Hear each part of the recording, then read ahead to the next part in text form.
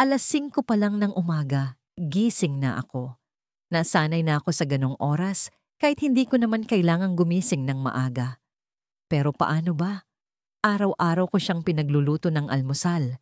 Hindi niya naman ako inutusan, pero parang obligasyon ko na. Parang may nakatatak sa dibdib ko na nagsasabing, ito ang paraan mo para mas mapansin ka niya. Habang nag-iinit ang kawali sa ibabaw ng kalan, nararamdaman ko ang init na umaakyat sa mga pisngi ko. Hindi dahil sa apoy, kundi dahil sa mga alaala. Ang unang beses ko siyang nakita sa tindahan ng bigas sa kanto. Pigilan ng ngiti niya habang nakikipagtawaran sa tindera. Hindi ko na malayang nakatitig ako, hanggang sa biglang tumingin siya sa direksyon ko at ngumiti. Diyos ko, hindi ko alam kung paano ako nakahinga noon. Parang bumagal ang mundo. Pero hindi niya ako nakilala. Hindi pa noon. Isang araw, nagkasabay kami sa tricycle pa uwi. Ako ang unang bumati. Bagamat halos maubos ang lakas ko para lang sabihin ng simpleng, "Hi." Sinagot niya ng, "Hi rin." Sabay ngiti. Hindi ko alam kung bakit, pero parang sapat na yon para sa akin. Doon nagsimula ang lahat. Doon nagsimula ang araw-araw kong pag-asa. Si Enzo. Ang pangalan niya ay parang musika sa tenga ko. Hindi ko alam kung paano nangyari, pero naging magkaibigan kami. Siguro dahil pareho kaming mahilig sa tahimik na mga lugar. Pareho kaming tagahanga ng mga lumang pelikula. At pareho kaming mahilig sa pagkain. Kaya siguro naging natural ang pagtulong ko sa kanya. Isa siyang mag-aaral sa kolehiyo, abala sa thesis, sa trabaho, sa lahat ng aspeto ng buhay. Ako naman, simpleng tao lang, isang dalagang tahimik, walang masyadong drama sa buhay. Pero sa tuwing kasama ko siya, pakiramdam ko, may silbi ako. Ang bango, Mia, sabi niya noong unang beses kong pinagluto siya ng sinangag at itlog. Nakaupo siya sa maliit naming mesa habang ako'y naglalapag ng plato sa harapan niya. Hindi ko alam na magaling ka palang magluto. Napangiti ako.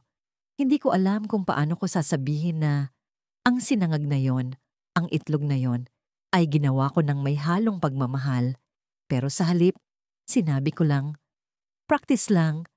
Simula noon, naging parte na ng rutina ko ang pagluluto para sa kanya. Almusal, tanghalian, minsan hapunan. Sa tuwing natatapos ang araw, laging may natitirang tanong sa isip ko. Kailan kaya niya ako mapapansin? Hindi bilang kaibigan, kundi bilang higit pa roon. Ngunit hindi ko siya masisi. Magkaibang mundo ang ginagalawan namin. Si Enzo, laging may mga kaibigan, laging may mga plano. Ako, tahimik lang. Sa totoo lang, masaya na ako sa ganito. Masaya na akong makita siyang masaya. Pero hindi ko maitatanggi. May bahagi ng puso ko ang umaasa. Isang araw, dumating siya sa bahay na may kakaibang ningning sa mga mata. Hindi ko alam kung bakit, pero parang mas masaya siya kaysa dati. "Mia, may sasabihin ako sa'yo." Bungad niya habang nakaupo sa sofa. Nagulat ako, pero pinilit kong maging kalmado. "Ano yon, Enzo?" "May nakilala ako," sabi niya. At doon ko naramdaman ang unang pukpok sa puso ko. Siya yung bago sa klase namin. Ang galing niyang magsalita, ang talino niya. Alam mo yung pakiramdam na parang konektado kayo agad? Hindi ko alam kung ano ang isasagot. Parang nalaglag ang lahat ng iniipon kong mga pangarap. Pero ngumiti ako. Kahit pilit. "Ang saya naman," sabi ko. "Anong pangalan niya?" "Clara," sagot niya. At doon ko naramdaman ang pangalawang pukpok. Clara. Isang pangalang hindi akin. Isang pangalang hindi ko kayang maging. Simula noon, naging mas madalas ang kwento niya tungkol kay Clara. Ang mga tawanan nila, ang mga simpleng usapan nila, ang mga plano nila para sa thesis. Ako? Nandito lang. Tahimik. Patuloy. Pinagluluto siya, kahit alam kong hindi ko na kailanman makukuha ang puso niya. Isang gabi, bumisita siya sa bahay, dala ang isang bote ng alak. "Mia, sabay tayong mag-inom," sabi niya. Hindi ko alam kung bakit, pero pumayag ako. Hindi dahil gusto ko, kundi dahil gusto kong makasama siya ng mas matagal. Habang dahan-dahan naming inuubos ang alak, umamin siya. Mia, sabi niya, alam mo ba kung gaano kita pinahahalagahan? Parang may umusbong na pag-asa sa puso ko. Talaga ba? Oo, isa ka sa pinakamahalagang tao sa buhay ko. Ang saya, pero ang sakit.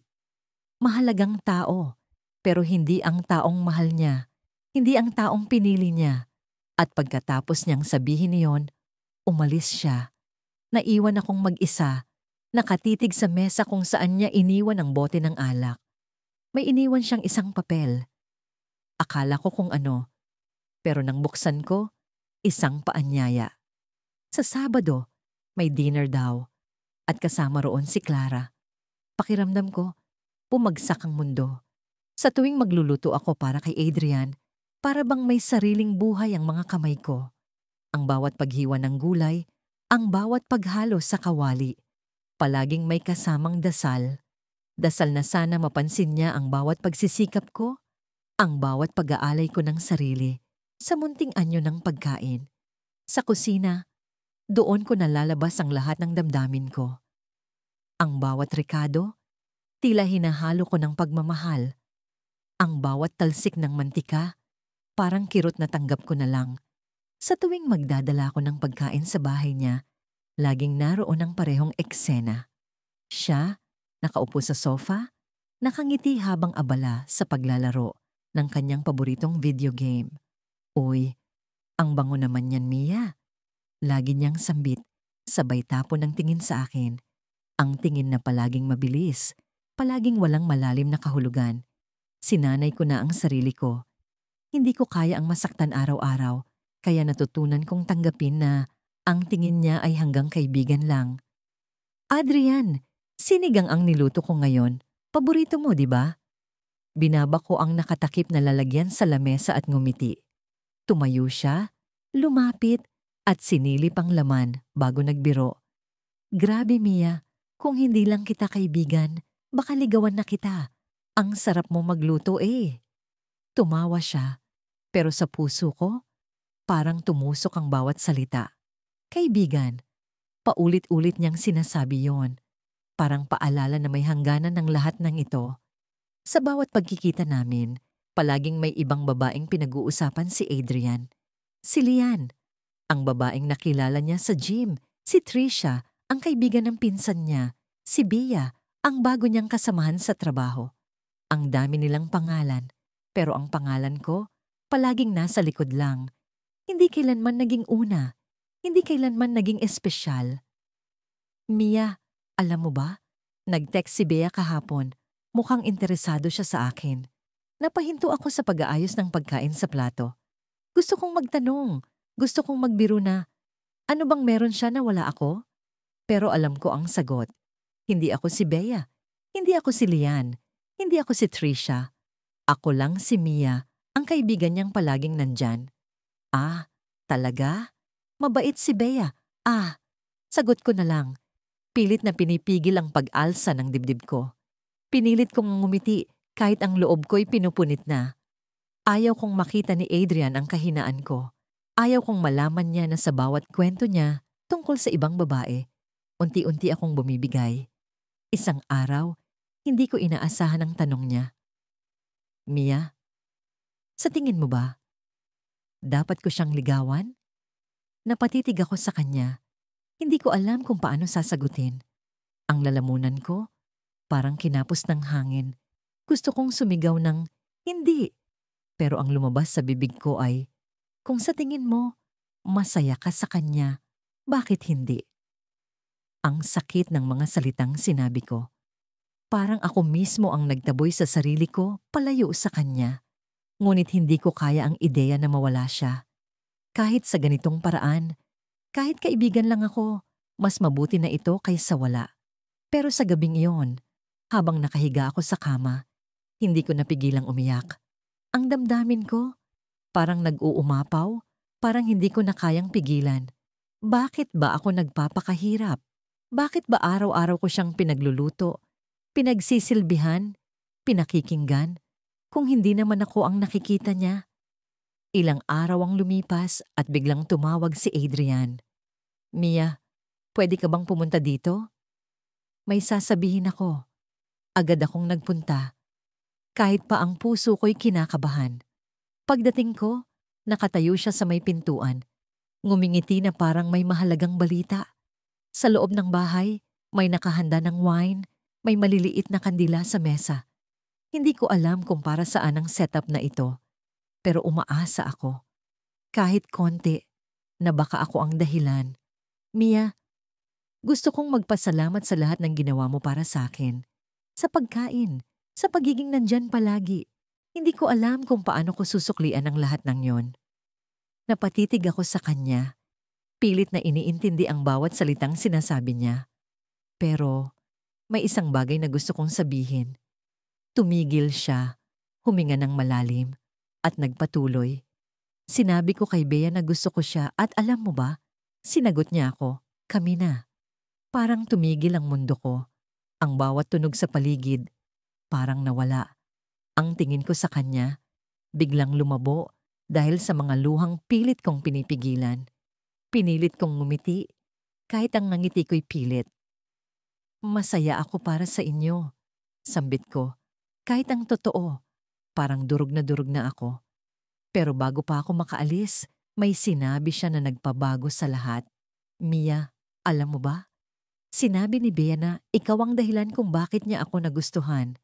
Sabi niya, ang bait mo raw sa akin at ang sarap ng mga niluluto mo. Kaya naisip niyang baka ako ang type niyang lalaki.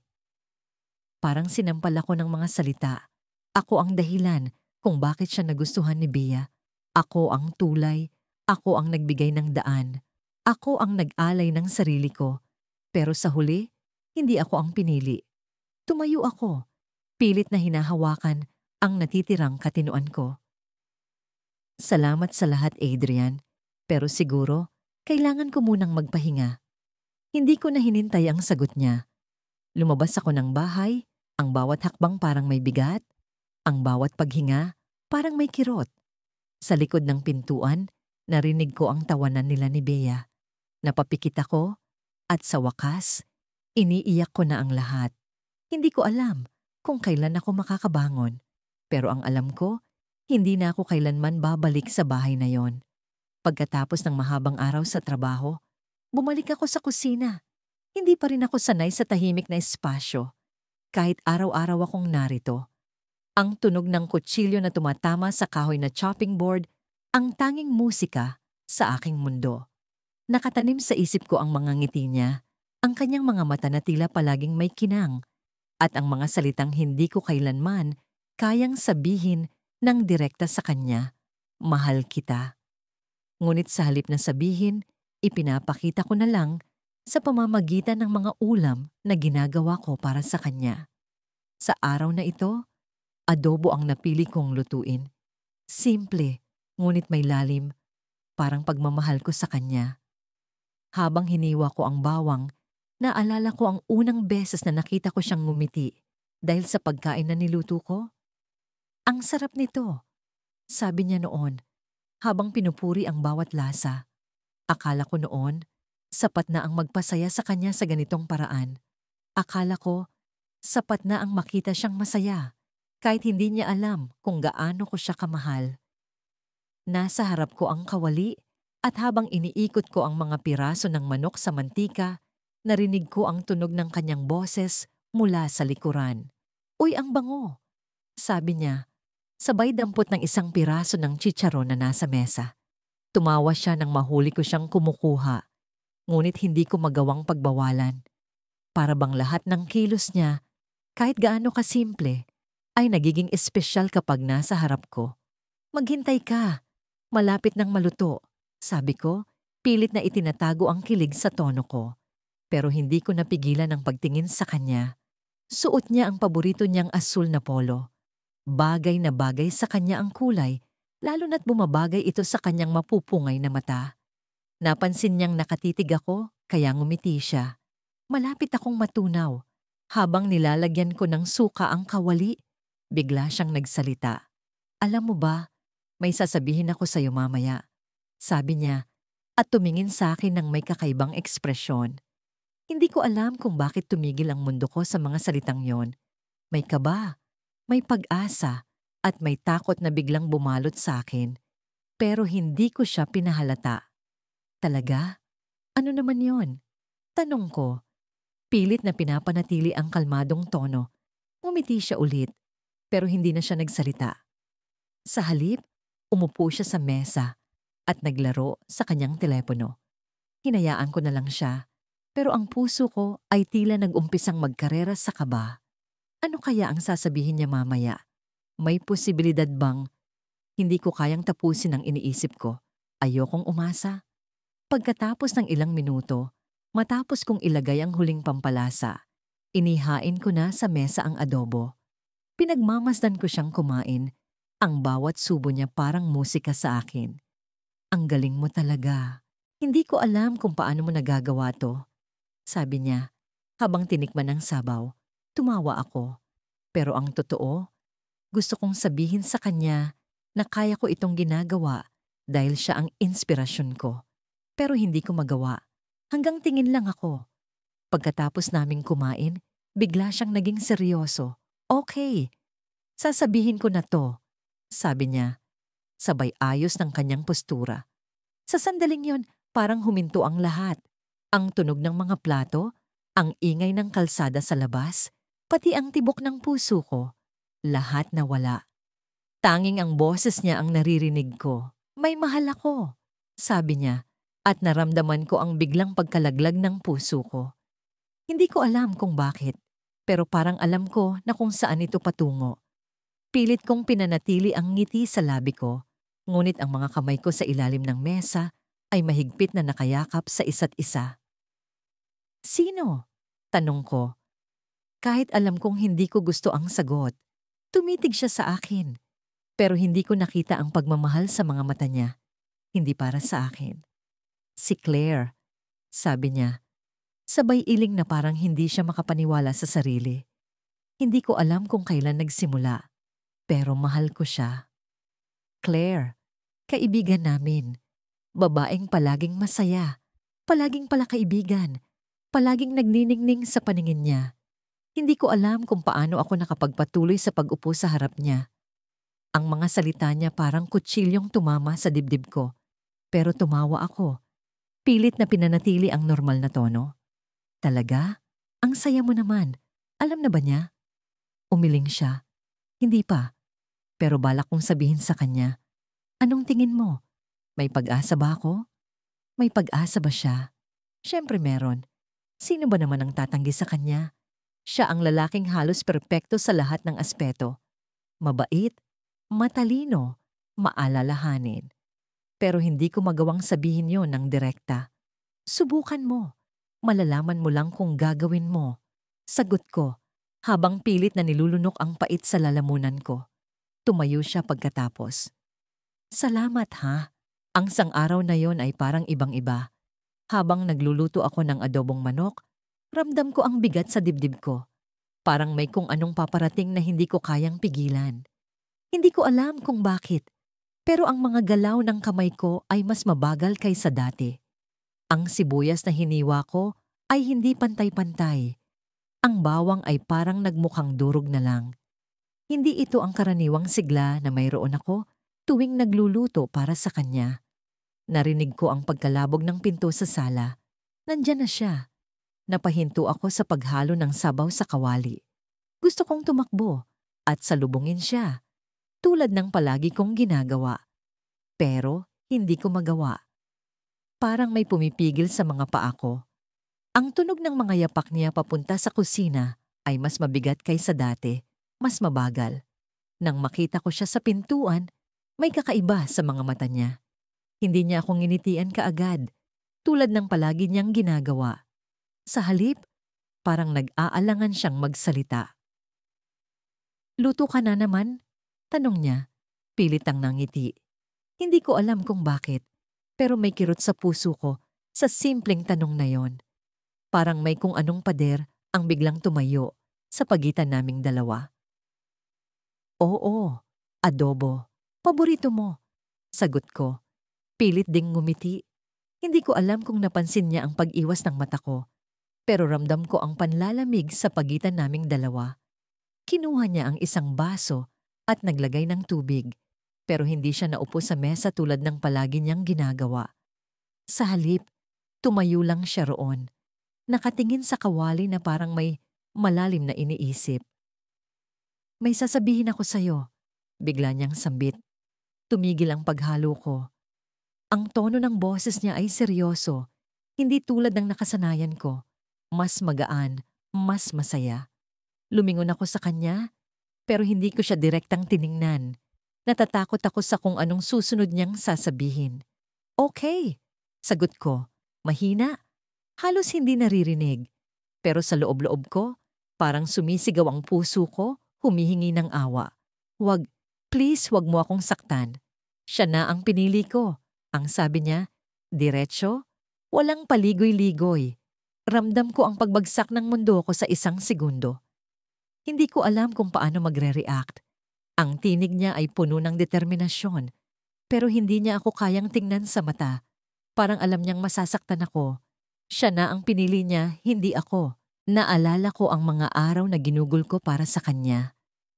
Ang mga umaga na nagising ako ng maaga para ipagluto siya ng paborito niyang almusal. Ang mga gabi na naghintay ako sa kanya para lang masiguradong may makakain siya pagkatapos ng trabaho. Ang bawat hiwa ng gulay, bawat tansya ng asin, bawat simpleng ulam, lahat ng yon, ginawa ko para sa kanya. At sa isang iglap, parang nawala ang halaga ng lahat ng yon. Hindi ko siya mapaalalahanan, hindi ko siya mapigilan. Sa huli, ako ang hindi pinili. "Masaya ako para sa'yo," ang nasabi ko lang, kahit hindi iyon totoo. Hindi ko alam kung paano ko naiangat ang tingin ko sa kanya, pero ginawa ko. Nakangiti siya, pero ang nangiti niya ay may halong lungkot. Alam niya. Alam niyang nasasaktan ako, pero hindi niya kayang baguhin ang desisyon niya. Tumango siya at ngumiti ng mas malaki. Parang sinasabi niyang magiging maayos ang lahat kahit na hindi. Pagkatapos niyang sabihin yon, naupo na siya sa mesa. Kumuha siya ng kanin at nilagyan ng adobo. Ako naman, tahimik lang na nakatingin sa kawali. Nagkukunwaring may ginagawa pa. Pero sa loob-loob ko, gusto kong umiyak. Gusto kong sumigaw. Gusto kong itanong sa kanya kung bakit hindi ako sapat, kung bakit hindi niya nakita ang lahat ng ginawa ko para sa kanya. "Ang sarap as usual," sabi niya. Ngumiti habang kumakain. Tumingin siya sa akin, pero hindi ko na kayang tumugon. Para sa kanya, ito ay isang normal na hapunan.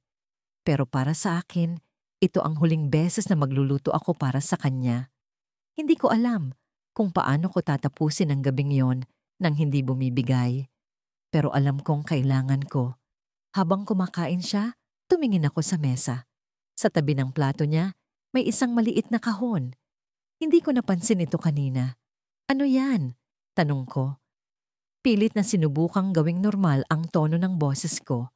Ngumiti siya, pero ang ngiti niya ay puno ng saya na hindi ko pa nakikita noon. Proposal ring. Para sa kanya. Parang binagsakan ako ng langit at lupa.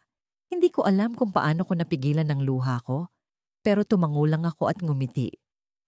"Maganda." Iyon lang ang nasabi ko. Habang tinitingnan ko ang kahon, bigla kong naalala ang mga araw na namasyal kami sa mall. May isang beses na tumingin siya sa mga sing-sing sa display window ng isang tindahan at tinanong niya ako kung ano ang tingin kong maganda. Akala ko noon, pabiro lang yon. Pero ngayon, alam kong seryoso pala siya. Pero hindi para sa akin. Tumayo siya pagkatapos kumain at lumapit sa akin. "Salamat ha, ang sarap talaga ng luto mo," sabi niya. Sabay tapik sa balikat ko. Pero ang simpleng tapik na yon ay parang nag-iwan ng sugat na hindi ko alam kung kailan maghihilom. Lumabas siya ng kusina, dala ang kahon, ang singsing na hindi para sa akin. Nang mag-isa na ako, tumulo na ang luha ko. Hindi ko alam kung bakit ko pa siya pinagluluto. Hindi ko alam kung bakit ko pa siya pinapahalagahan. Pero sa huli, alam kong hindi na yon mahalaga. Siya na ang pinili niya at hindi ako. Sa kalagitnaan ng pag-iyak ko, narinig ko ang tunog ng isang mensahe sa telepono ko. Kinuha ko yon at binasa. Isang simpleng text mula sa kanya. Salamat sa lahat. Hindi kita makakalimutan. Pero sa ilalim ng mensahe, may isang notification mula sa ibang tao. Isang taong matagal nang hindi nagpaparamdam. Pwede ba kitang makita bukas? May gusto akong sabihin. Paunti-unti kong naramdaman ang malamig na hangin na bumalot sa aking balikat habang nakaupo ako sa mahabang lamesa ng kusina. Ang aroma ng niluluto kong adobo ay unti-unting kumakalat sa buong bahay. Ngunit parang wala itong epekto sa bigat na dinadala ng puso ko. Ilang taon na ang lumipas mula noong una kong sinimulan ang panata kong lutuin ang bawat paborito niyang ulam. Isang simpleng paraan para ipakita ang pagmamahal ko sa kanya na hindi ko kailanman nagawang ipahayag ng harapan. Si Adrian. Ang pangalan niya ang bumubuo ng bawat tibok ng puso ko. Ang dahilan kung bakit hindi ako napapagod magising sa madaling araw para maghanda ng pagkain bago siya dumating. Kahit paminsan ay hindi niya napapansin ang effort ko, okay lang sa akin. Ang ngiti niya habang kinakain ang niluto ko ay sapat na dahilan para ipagpatuloy ang araw ko. Ngunit ngayong gabi, may kakaiba. Tahimik siya. Hindi tulad ng dati. Wala siyang kwento tungkol sa trabaho o sa mga kalokohan niya sa opisina. Nakatingin lang siya sa harapan, tila malalim ang iniisip. Gusto kong magtanong, pero natatakot ako na baka hindi ko magustuhan ang sagot. Kaya pinili kong maghintay habang nilalapag ko ang mangkok ng adobo sa lamesa. Salamat, Claire, sabi niya nang walang gaanong emosyon sa boses. Ang bango nito, as always. Tumango lang ako bilang sagot, hindi ko kayang magsalita. Sa bawat paggalaw niya, parang nararamdaman kong may paparating na hindi maganda. Pilit kong kinakalma ang sarili ko, iniisip na baka pagod lang siya. Pero alam ko sa puso ko na merong iba. Claire? Simula niya habang nakatingin siya sa akin. Ang tono ng boses niya ay seryoso. Hindi ang usual na mapagbiro niyang paraan. Napalunok ako. Ramdam ang namumuong tensyon sa pagitan naming dalawa. May gusto akong sabihin. Namumuo na ang luha sa mga mata ko kahit hindi ko pa alam ang sasabihin niya. Para bang ang katawan ko ay nauna nang malaman ang katotohanan bago pa ito lumabas sa bibig niya. May nililigawan ako, sabi niya. Diretso at walang paligoy-ligoy. Si Nina. Nina. Ang pangalan na yon ay parang dagok sa dibdib ko. Si Nina, ang babaeng madalas niyang ikwento. Maganda, masayahin, at tila perpektong-perpekto sa mga mata niya. Si Nina, na alam kong hindi ko kayang tapatan kahit anong paraan. Si Nina, na palaging nasa bawat kwento ni Adrian, kahit napilit kong sinisikap na huwag itong pansinin. Hindi ko alam kung paano magre-react.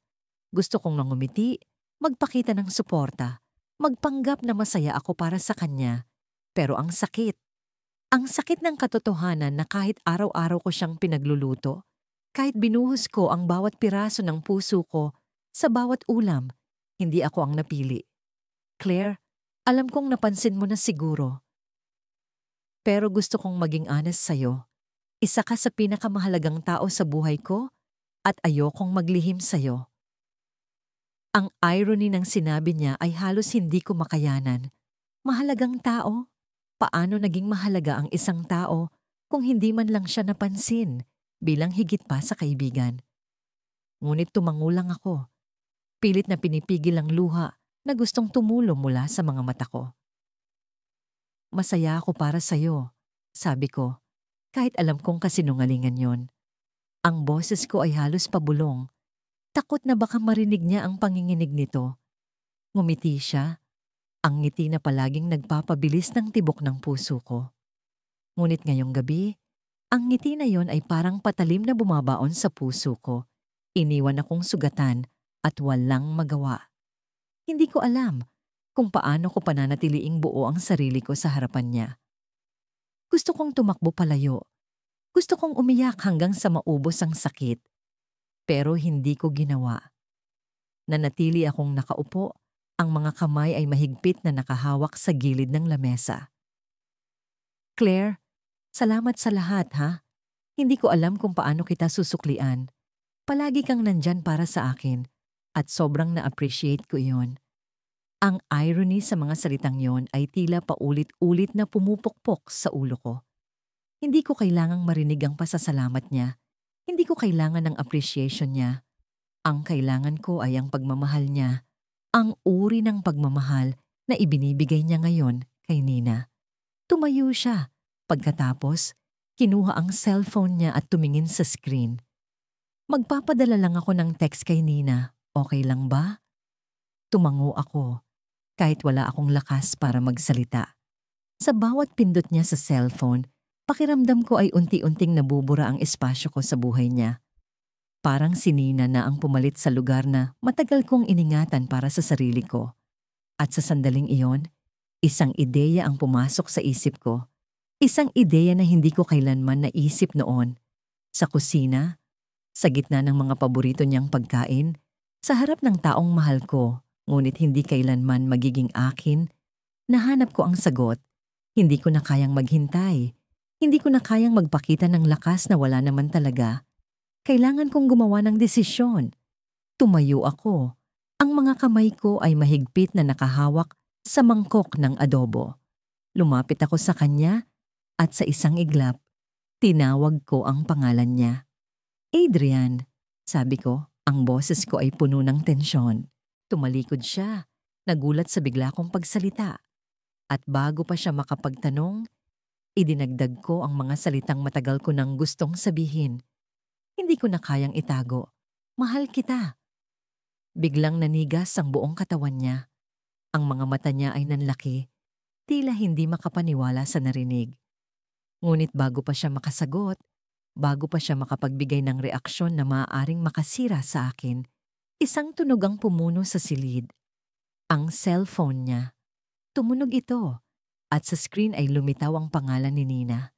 Nakatitig ako sa kawali habang pinipiga ang katas ng kalamansi sa manok.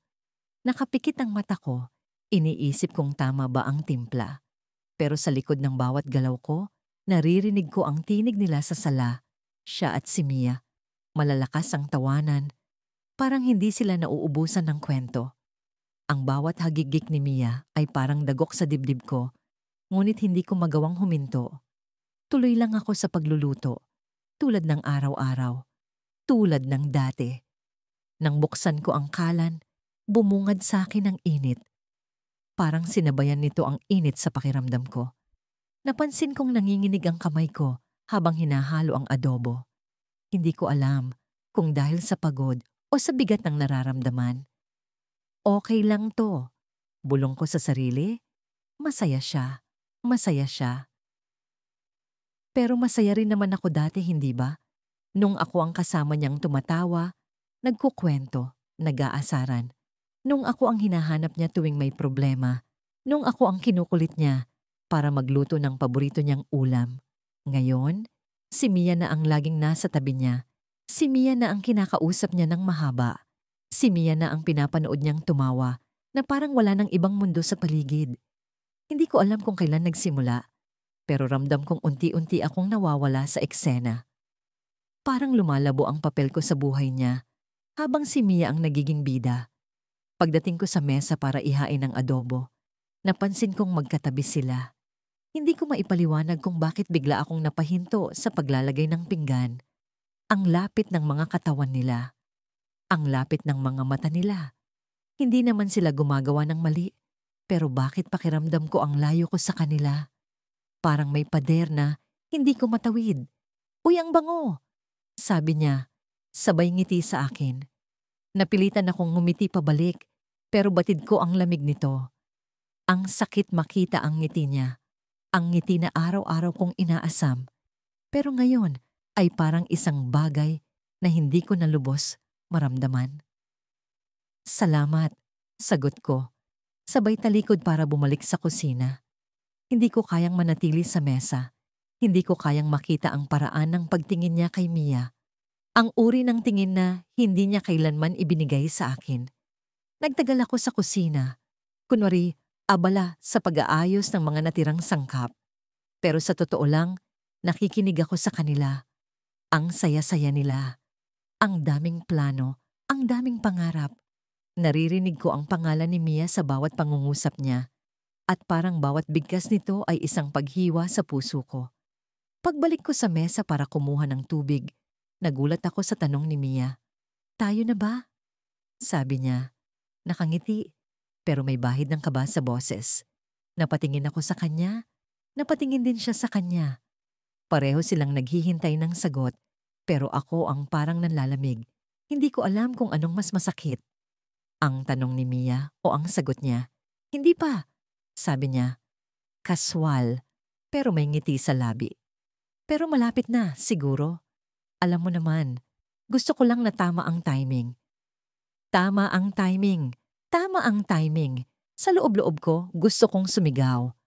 Para saan pa ang lahat ng tao ng pagkakaibigan namin? Para saan pa ang lahat ng araw na pinagluto ko siya, kinilala ko siya, sinamahan ko siya? Ako ang laging nandyan para sa kanya. Pero bakit pakiramdam ko hindi kailanman naging tama ang timing para sa akin? Wala akong masabi. Tumalikod ako. Nagkunwaring babalik sa kusina. Pero ang totoo, tinakasan ko sila. Tinakasan ko ang eksena. Tinakasan ko ang sakit. Sa likod ng pinto ng kusina, napaupo ako sa sahig. Hawak ang dibdib. Ang bigat. Ang bigat-bigat.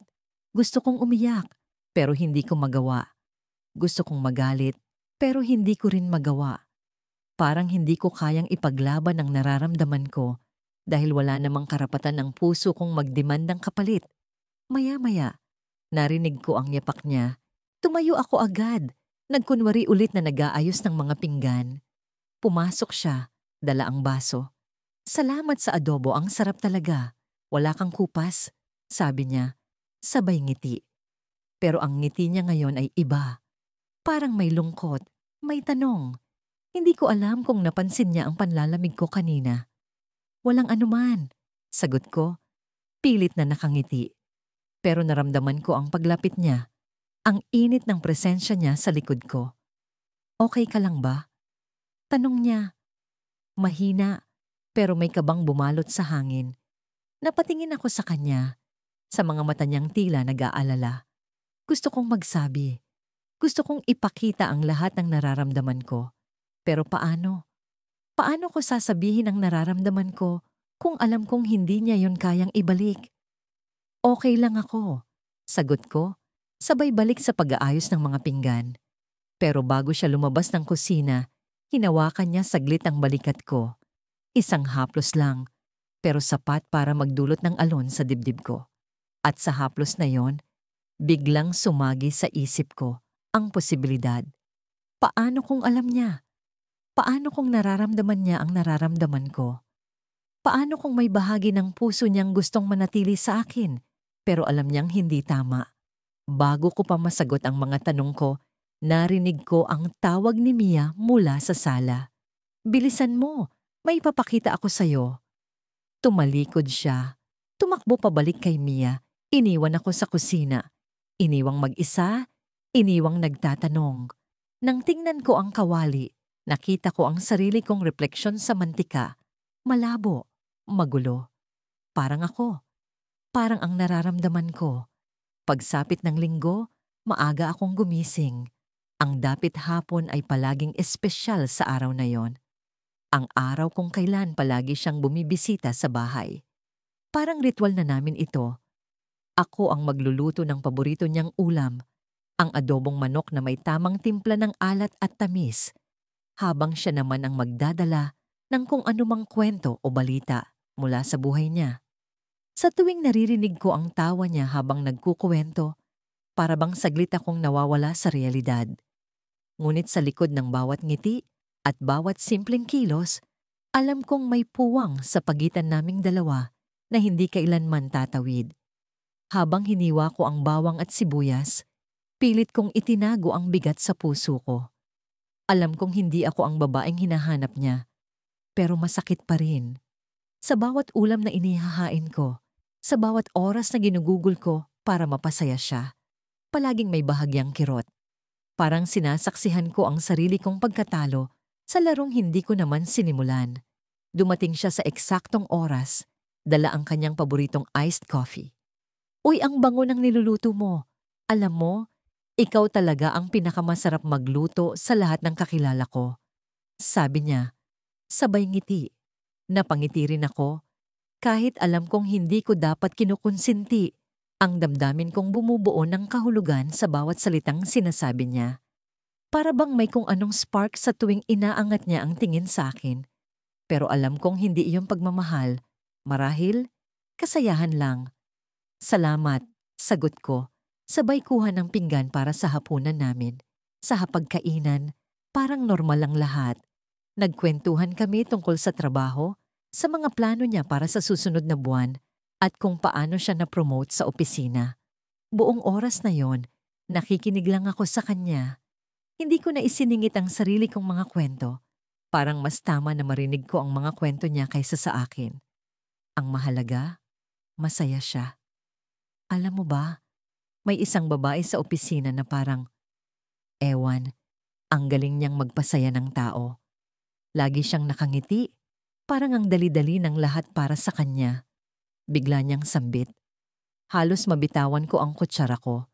Hindi ko alam kung bakit, pero parang may kung anong mabigat na bumagsak sa dibdib ko. Hindi ko siya nilingon, pero ramdam ko ang pagliwanag ng mukha niya habang sinasabi ito.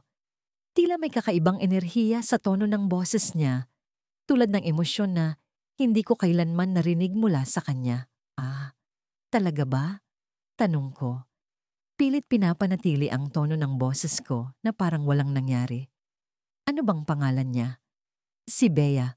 Alam mo, ang gaan ng dating niya. Hindi ko alam, pero tuwing nakikita ko siya, parang ang saya-saya ko. Sagot niya, sabay ngiti. Hindi ko alam kung paano ko nagawa, pero nagawa kong ngumiti pabalik. Sa loob-loob ko, parang may kung anong puwersa na humila, pababa sa bawat bahagi ng katawan ko. Bea. Isa na namang pangalang kailangang isaulo ng puso ko. Isa na namang pangalan na hindi ako. Pagkatapos naming kumain, nagpaalam siya kaagad. Hindi tulad ng mga nakaraan kung kailan tumatambay siya saglit upang makipaglaro ng mga card games o manood ng pelikula kasama ko. Ngayon, nagmamadali siyang umalis. Tila may kung anong hinahabol. Habang isinasara ko ang pintuan, narinig ko ang tunog ng makina ng kotse niya. Napabuntong hininga ako, pinipilit huwag isipin kung sino ang maaaring pupuntahan niya. Tila napakabigat ng buong bahay pagkatapos niyang umalis. Ang mga plato sa mesa, ang amoy ng adobo, na nanatili sa hangin, lahat ng iyon ay nagpaalala sa akin na may kulang ako. Isang bagay na hindi ko kailanman maibibigay sa kanya. Pagod na pagod akong magpanggap na okay lang ang lahat, pero sa loob-loob ko, alam kong hindi ko na kaya. Pagkalipas ng ilang oras, nagdesisyon akong maglakad-lakad sa labas upang kahit papaano'y maibsan ang bigat sa dibdib ko. Ang gabi ay malamig at ang hangin ay punong-puno ng katahimikan. Habang naglalakad ako sa gilid ng kalsada, nakita ko ang isang pamilyar na silweta sa malayo. Siya, nakaupo sa labas ng isang maliit na coffee shop, may kausap na babae. Tila ang saya-saya nila. Ang mga ngiti nila'y napakalalaki. Hindi ko maaninag ang mukha ng babae, pero alam kong siya iyon. Si Bea. Pilit kong nilalabanan ang sarili kong tumigil sa paglalakad, pero hindi ko nagawa. Ang mga paa ko'y tila nakapako sa lupa. Pinanood ko sila mula sa malayo, habang nag-uusap sila, na parang may sarili silang mundo. Sa bawat tawa nila, sa bawat galaw ng kanilang mga kamay, parang may bahagi ng puso ko na unti-unting nababasag. Bigla niyang hinawakan ang kamay ni Bea. Hindi ko alam kung bakit, pero parang may kung anong malakas na dagundong sa dibdib ko. Sa sandaling yon, alam kong wala nang natitirang espasyo para sa akin sa kwento ng buhay niya. Ang babaeng palaging nandyan, palaging nagluluto, palaging nakikinig, hindi kailanman magiging sapat. Ako ang taong nasa gilid, palaging nasa gilid. Napakapit ako sa poste ng ilaw, malapit sa akin. Pilit pinipigilang maluha. Pero bago ako tuluyang tumalikod para umalis, may narinig akong isang bagay na hindi ko inaasahan. Bea, gusto kong sabihin sa'yo na mahal kita. Sambit niya, sapat na malakas upang marinig ko kahit nasa malayo ako. Halos hindi ako makagalaw sa narinig ko. Sa sandaling iyon, alam kong hindi na kailanman babalik ang espasyo para sa akin sa puso niya. Pero habang papalayo ako, may isang bagay akong napansin. Si Bea, hindi siya sumagot, hindi siya ngumiti. Sa halip, tumingin siya sa ibang direksyon, tila may iniisip. Tumigil ako sa paglalakad. Sa likod ng sakit na nararamdaman ko, may isang tanong na biglang sumulpot sa isipan ko. Paano kung hindi rin siya ang babae para sa kanya? Sa araw na yon, tila mas mabigat ang hangin sa kusina. Hindi ko alam kung dahil sa init ng kalan o sa bigat ng nararamdaman ko, pero bawat galaw ko ay parang may kasamang pilit. Habang hinahalo ko ang sabaw ng sinigang, naririnig ko ang pagtawa nila sa sala. Ang boses niya, ang boses ni Marco, tumatago sa bawat sulok ng bahay. Nakakatuwang pakinggan, pero sa pagkakataong ito, bawat hagikik niya ay parang kutsilyong humihiwa sa akin. Si Marco, ang matalik kong kaibigan. Ang kaibigan kong minahal ko, nang higit pa sa kaya kong aminin kahit sa sarili ko. Araw-araw, pinagluluto ko siya. Araw-araw, sinusubukan kong ipakita ang pagmamahal ko sa mga bagay na hindi niya kailanman kinuwestiyon. Ang sarap talaga ng luto mo. Laging wika niya, sabay ngiti na parang sapat na ang mga salitang yon para burahin ang lahat ng pagod ko.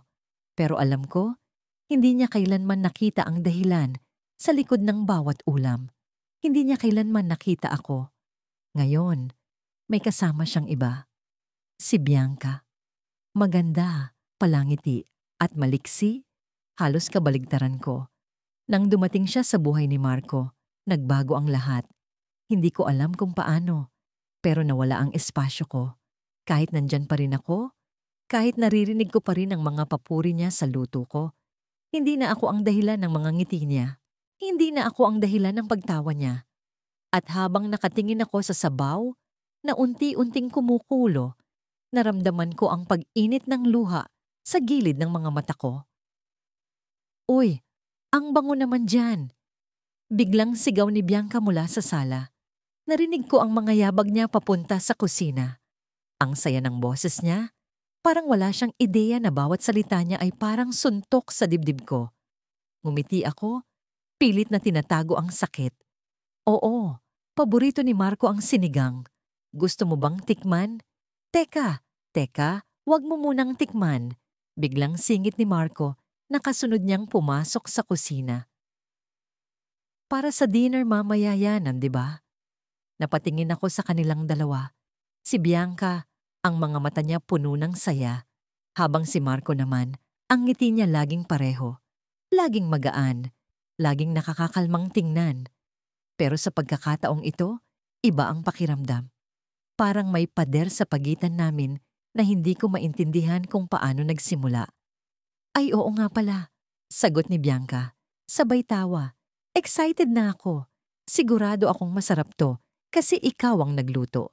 Ang mga salitang yon, kahit papaano, nagdala ng konting init sa puso ko. Pero kasabay ng init, naramdaman ko rin ang lamig ng katotohanang hindi ko kailanman mababago ang sitwasyon. Wala akong laban sa kanya.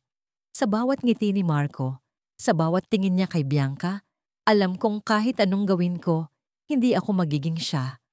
Habang inilalapag ko ang sandok, naramdaman ko ang paglapit ni Marco. Uy, salamat ha. Alam mo, hindi ko alam kung paano ko magagawa to nang wala ka. Tumawa ako. Pilit pinipigilan ang paglamon ng emosyon. Wala yon. Basta masaya ka, masaya na rin ako. Muli siyang ngumiti, pero hindi niya nakita ang lungkot sa likod ng mga mata ko. Hindi niya nakita ang bigat ng mga salitang binitiwan ko. Masaya na rin ako? Hindi. Hindi ako masaya. Pero hindi ko kailanman sasabihin sa kanya. Hindi ko kailanman ipapakita ang kahinaan ko. Dahil alam kong kahit sabihin ko, hindi naman magbabago ang sitwasyon. Lumipas ang oras, At dumating ang gabi. Nagsimula na silang maghapunan sa sala. Ang mga tawanan, ang mga kwento, lahat ay masaya. Pinagmamasdan ko sila mula sa kusina, tahimik. Hindi ko alam kung bakit ayaw kong sumali. Siguro dahil alam kong kapag nakaupo ako sa mesa, magiging mas malinaw ang distansya sa pagitan namin. Mas magiging masakit ang katotohanan. Uy, halika na dito. Tawag ni Marco. Ano ka ba? Ikaw ang nagluto? Dapat ikaw ang bida dito. Ngumiti ako, pero hindi ako gumalaw. Sige lang, busog na ako, kayo na lang. At sa sandaling yon, naramdaman ko ang paglapit ni Bianca. Nilapitan niya si Marco at sa harap ko mismo, hinawakan niya ang kamay nito. Ang sweet mo naman, ang swerte ko talaga sa'yo. Ang mga salitang yon, ang hawak na yon, ang tingin ni Marco kay Bianca, lahat ng yon ay parang kidlat na tumama sa akin. Hindi ko alam kung paano ko napigilan ng luha ko, pero naramdaman ko ang pagkabasag ng puso ko sa isang iglap. Uy, salamat talaga sa luto mo ha? Sabi ni Marco, sabay tingin sa akin. Pero sa pagkakataong ito, hindi ko na nakita ang dating ningning sa mga mata niya. Hindi ko na naramdaman ang koneksyon namin. Tila nawala na ang lahat. At habang tumatayo ako para magligpit, naramdaman ko ang panginginig ng kamay ko. Hindi ko alam kung maaayos ko pa ang mga naiwang piraso ng sarili ko. Pero sa sandaling yon, sa gitna ng ingay ng tawanan nila, isang tanong ang sumagi sa isip ko. Kailan kaya ako titigil? Kailan kaya ako magpapalaya sa sarili ko? Pagkatapos kong ilapag ang huling pinggan, tumingin ako sa kanila. Sa kanilang dalawa, sa saya nila. At sa isang iglap, napansin kong may papel na nakapatong sa mesa. Isang sulat. Hindi ko alam kung sino ang nagsulat o para kanino, pero isang bagay ang sigurado. May nakasulat na pangalan. At hindi ito akin. Hindi ako makapaniwalang narito na kami sa puntong ito. Sa puntong hindi ko na kayang itago ang nararamdaman ko. Pero siya, tila wala pa ring ideya. Sa araw-araw na pinagluluto ko siya, sa bawat sandaling sinubukan kong ipakita ang pagmamahal ko sa tahimik at simpleng paraan, parang wala pa rin akong ginawa. Ngayong gabi, nag-imbita siya ng ilan naming kaibigan sa bahay para sa isang munting salo-salo. Ako ang nagpresenta na maghanda ng pagkain. Habang abala ako sa kusina, naririnig ko ang tawanan nila mula sa sala. Ang boses niya ang pinakamalakas, ang ngiti niya ang pinakamaliwanag. Napangiti na lang ako habang hinihintay maluto ang ulam. Iniisip ko na kahit hindi niya alam, ang bawat sangkap sa niluluto ko ay may kasamang bahagi ng puso ko. Paglabas ko mula sa kusina, dala ang malaking bandehado ng pansit. Sumalubong agad sa akin ang tingin niya. Malambing ang ngiti niya, parang sinasabing, "Salamat, lagi ka talagang maaasahan." Napangiti ako, pero may kirot na sa puso ko. Sa tingin niya, isa lang akong mabuting kaibigan. Isang taong laging nandyan, laging handang tumulong. Pero para sa akin, siya ang mundo ko. Habang kumakain ang lahat, inabot niya ang kamay ko at sinabing, "Ang sarap nito, grabe. Ikaw talaga ang pinakamagaling magluto." Tumangulang ako, ngumiti. Pero sa loob-loob ko, gusto kong sabihin, ginawa ko ito hindi lang dahil magaling ako. Ginawa ko ito dahil mahal kita. Pero hindi ko nagawa. Matapos ang hapunan, nagpasya silang maglaro ng board games habang ako naman ay naglinis sa kusina. Naririnig ko ang tawanan nila at paminsan-minsan ang boses niya. Sa bawat pagbanggit niya ng pangalan ko, parang may munting saksak sa puso ko. Hindi ko alam kung bakit ganito ang nararamdaman ko. Kung bakit masakit ang simpleng pagtrato niya sa akin bilang kaibigan. Pero alam ko kung bakit. Mahal ko siya. Mahal ko siya sa paraang hindi niya kailanman malalaman. Habang iniayos ko ang mga plato, naramdaman ko ang presensya niya sa likuran ko. Napalingon ako at naroon siya, nakangiti, hawak ang isang baso ng tubig. "Grabe ka, sobrang sipag mo. Dapat magpahinga ka naman." Sabi niya. Tumawa ako ng mahina. "Okay lang, sanay na ako." Pero sa totoo lang, hindi ko kayang magpahinga. Hindi ko kayang tumigil sa pag-aalaga sa kanya. Dahil sa pag-aalaga ko, nararamdaman ko kahit papaano na may connection kami. Kahit papaano, may puwang ako sa buhay niya. Bigla niyang sinabi, "Alam mo, ang swerte ng magiging boyfriend mo. Sobrang maalaga mo. Sobrang bait mo." Tumawa siya, pero ako, napako ang tingin sa kanya. Gusto kong sabihin, ikaw. Ikaw ang gusto kong alagaan. Ikaw ang gusto kong mahalin. Pero hindi ko nagawa. Tumango lang ako, pilit na ngumiti, at bumalik sa paghuhugas ng pinggan. Pagbalik ko sa sala, napansin kong may kakaiba. Tahimik ang lahat, nakatingin sa kanya. Nakangiti siya, pero iba ang ngiti niya. May kakaibang kilig. Tinanong siya ng isa sa mga kaibigan namin, "Totoo ba? Kayo na?" Hindi ko alam kung ano ang sinasabi nila, pero may kung anong kaba ang bumalot sa dibdib ko. Hinintay ko ang sagot niya. Tumawa siya ng mahina, halatang nahihiya. "Oo," sagot niya. "Kakastart lang namin last week." Parang tumigil ang mundo ko. Hindi ko maipaliwanag ang nararamdaman ko. Halong pagkabigla, lungkot, at sakit. Sino? Sino ang pinili niya? At doon ko siya nakita. Siya, ang babaeng madalas niyang banggitin sa mga usapan namin noon. Ang babaeng minsan nang napansin kong tinitigan niya ng matagal. Naroon siya, nakaupo sa tabi niya, nakangiti rin. Tila nahihiya sa mga mata ng lahat. Hindi ko alam kung paano ako nakatayo pa. Hindi ko alam kung paano ako nakangiti pa. Pero pilit kong ginawa. Pilit kong nagkunwari na masaya ako para sa kanya. "Wow," sabi ko, "congrats sa inyo." Tumango siya, ngumiti, at sa sandaling yon, parang hindi niya nakita ang pagkalas ng puso ko. Habang nagpatuloy ang gabi, pakiramdam ko, nakatayo ako sa gilid ng isang bangin. Naririnig ko ang tawanan nila. Nakikita ko ang mga tingin niya sa kanya, mga tinging hindi niya kailanman ibinigay sa akin. Ang bawat hawak niya sa kamay ng babae, ang bawat bulong nila sa isa't isa, parang kutsilyong unti-unting lumalalim sa puso ko. Nang magpasya ang lahat na mag-uwian na, ako ang nagligpit ng mga gamit. Siya, naroon pa rin, nag-aayos ng kanyang jacket, habang ang babae, nakaupo lang at naghihintay. Tumayo siya, at bago umalis, lumapit sa akin. "Salamat ha, ang galing mo talaga. Ikaw ang rason kung bakit ang saya ng gabi namin." Tumango ako, ngumiti. Pero hindi ko na nagawang magsalita. Baka kasi bumigay na ako. Pagkatapos nilang umalis, mag-isa akong umupo sa mesa. Ang mga plato ay malinis na, ang bahay ay tahimik na. Pero ang puso ko, magulo, basag, sugatan. Sa bawat araw na pinagluluto ko siya, sa bawat sandaling inuna ko ang kaligayahan niya, tinanggap ko na siguro ang posibilidad na hindi niya ako mapapansin. Pero ngayon, iba. Hindi na posibilidad. Katotohanan na. Tumingin ako sa bandehadong natirang pansit. Naisip ko, bakit ba ako nag-abala? Bakit ba ako umasa? Pero bago ko pa masagot ang tanong na yon, narinig ko ang notification ng cellphone ko. Isang mensahe mula sa kanya.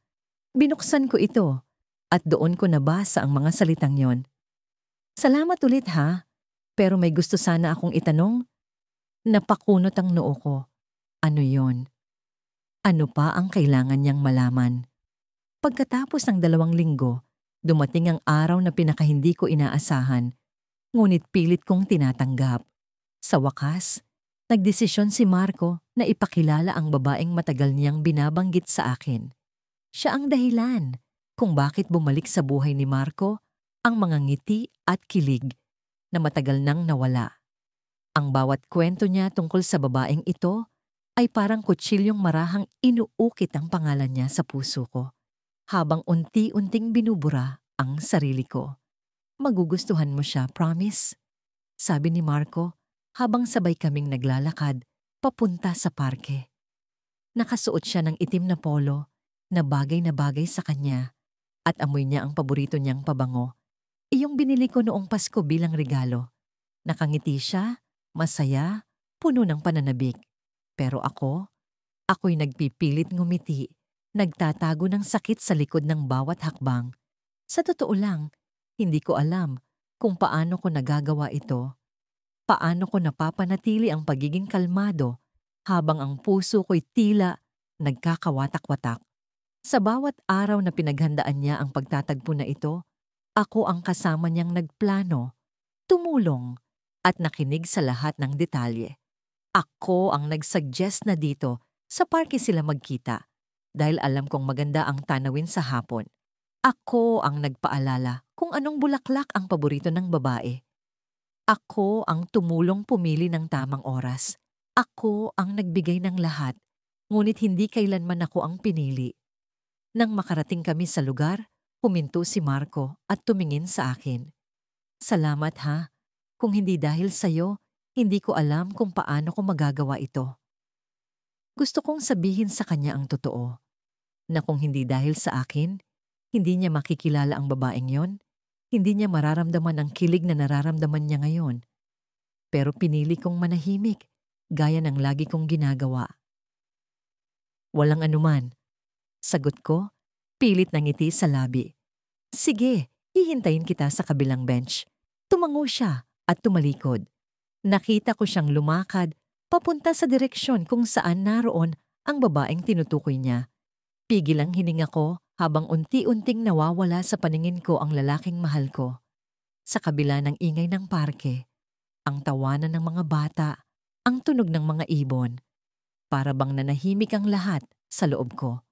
Wala akong maramdaman, kundi ang bigat sa dibdib. Umupo ako sa bench, malayo sa kanila. Hindi ko kayang makita ang eksaktong sandali na magtatagpo ang mga mata nila. Sa halip, tumingin ako sa langit. Ang araw ay pababa na, at ang kulay kahil nito ay sumasalamin sa tubig ng fountain.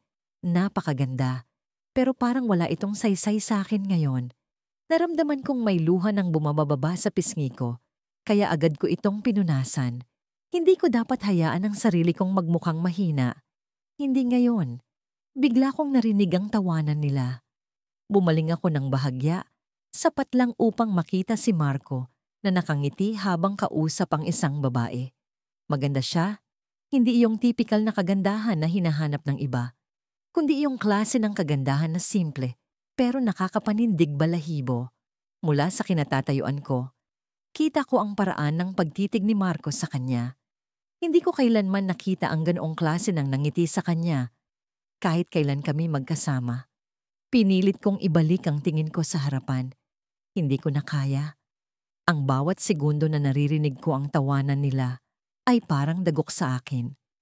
Hanggang kailan ko ba mararamdaman ang ganitong sakit? Hanggang kailan ko ba dadalhin ang pag-ibig na walang patutunguhan? Bago pa ako tuluyang masira, nagdesisyon akong umalis.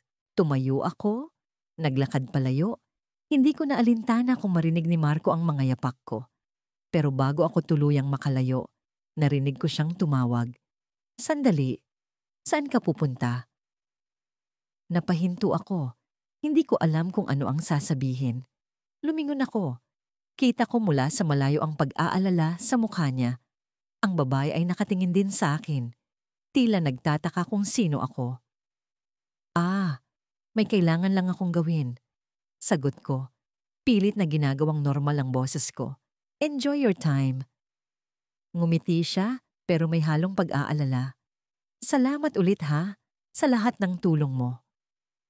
Tumango ako at muli akong naglakad palayo. Pero bago tuluyang mawala sa tanawin, narinig ko ang boses ng babae. Sino siya? Hindi ko na narinig ang sagot ni Marco. Ayoko nang marinig. Pero sa loob-loob ko, alam ko na ang sagot. Kaibigan ko. Kaibigan. Isang salita na matagal ko nang naririnig mula sa kanya. Ngunit ngayon, mas masakit itong pakinggan. Sana'y hindi na lang niya ako tinawag. Sana'y hinayaan na lang niya akong lumayo. Habang naglalakad ako pa uwi, ramdam ko ang bigat sa bawat hakbang. Parang may mga tanikala sa paa ko.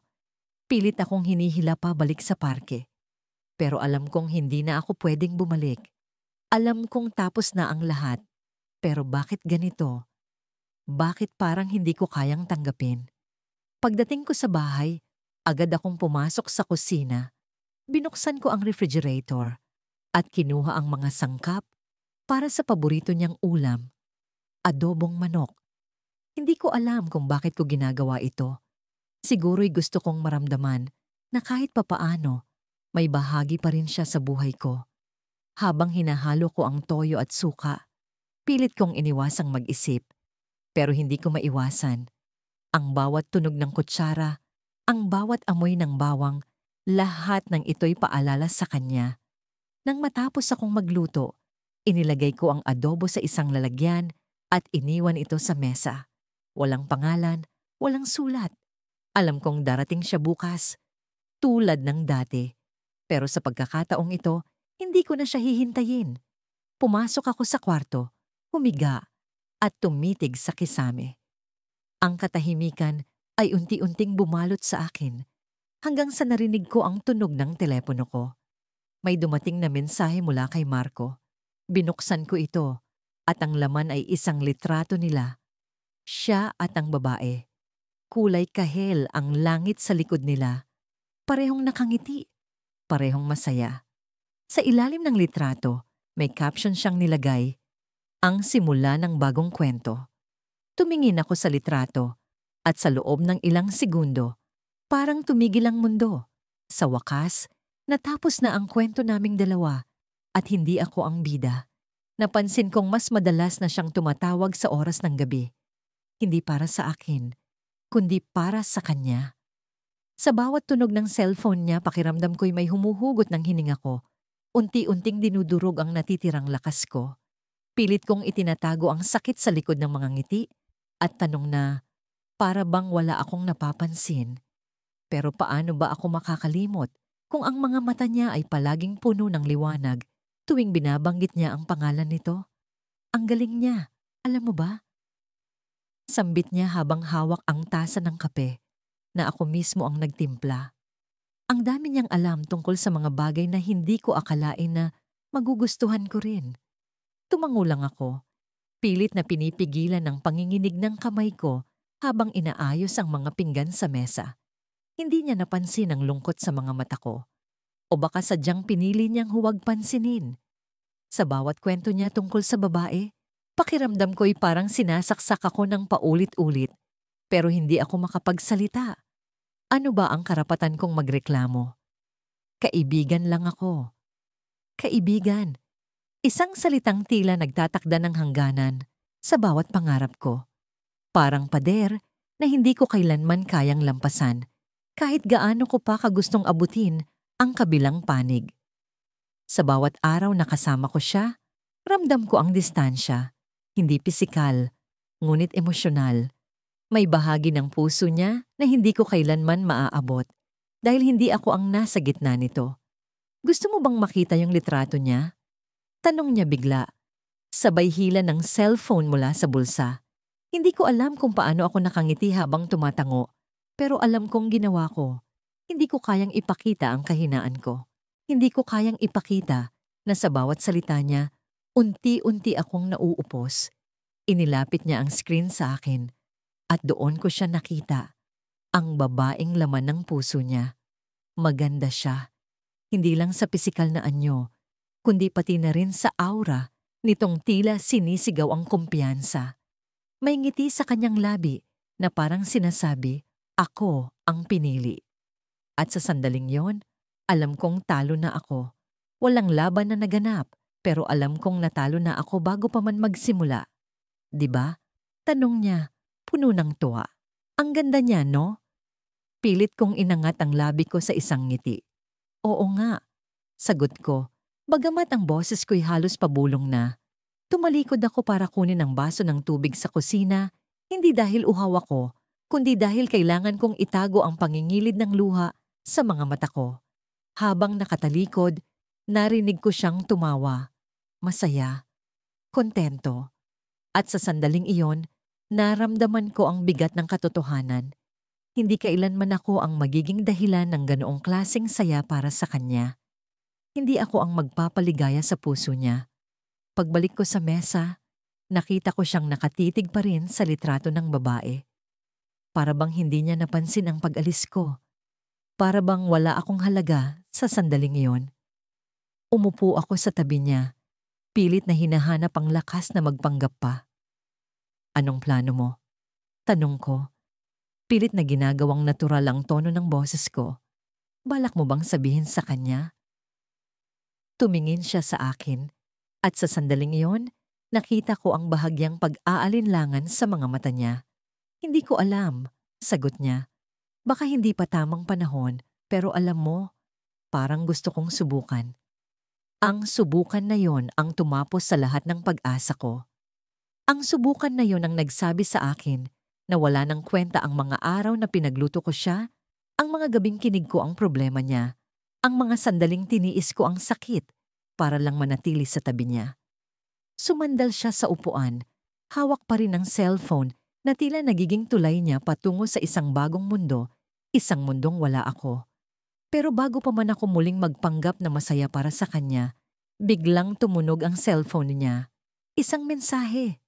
Mabilis niyang binuksan ang inbox at doon ko nakita ang saya sa mukha niya na hindi na niya nagawang itago. Siya na naman. Bulong niya. Halos hindi ko marinig. Pero sapat na ang tono ng boses niya para maintindihan ko. Siya ang dahilan ng nangiti niya. Siya ang dahilan ng pag-asa niya. Hindi ako. Tumayo ako mula sa upuan, pilit na nagpapanggap na may kailangan akong gawin. Ayusin ko lang yung naiwan sa kusina. Sabi ko, kahit wala naman talagang kailangang ayusin. Kailangan ko lang makawala. Kailangan kong huminga, kahit saglit lang. Pero bago ako makarating sa pintuan ng kusina, narinig ko ang tawag niya. Sandali, sabi niya. Tumigil ako. Hindi ko alam kung dapat ba akong lumingon o magpatuloy. Pero bago pa ako magpasya, naramdaman ko ang kamay niya sa braso ko, pinipigilan akong umalis. Paglingon ko sa kanya, nakita ko ang kakaibang ekspresyon sa mukha niya. Hindi saya, hindi rin lungkot. Parang may kung anong bumabagabag sa kanya. Salamat ha, sabi niya, bigla. Sa lahat. Hindi ko alam kung bakit. Pero parang may kung anong kirot sa puso ko sa simpleng salitang yon. Sa salamat na tila may kasunod na hindi niya masabi. Sa salamat na parang paalam. Bago pa man ako makasagot, biglang tumunog ulit ang cellphone niya. Sinagot niya ito nang hindi man lang tumingin sa akin. At sa tono pa lang ng boses niya, alam ko na kung sino ang nasa kabilang linya. Habang nagsisimula siyang magsalita, tumalikod ako at tuluyang pumasok sa kusina. Pagpasok ko, doon ako bumigay. Dumaloy ang mga luha ko habang pilit kong kinakagat ang labi ko para pigilan ang hikbi. Pero kahit anong gawin ko, hindi ko mapigilan ang katotohanan. Hindi ako ang pinili. Sa kabila ng lahat ng ginawa ko, sa kabila ng lahat ng pag-aalaga ko, hindi ako ang nasa puso niya. At habang nakatingin ako sa kawali na ginagamit ko araw-araw para ipagluto siya, biglang may naisip ako. Isang bagay na hindi ko akalaing may isip ko. Isang bagay na magbabago sa kwento namin. Magbabago sa lahat.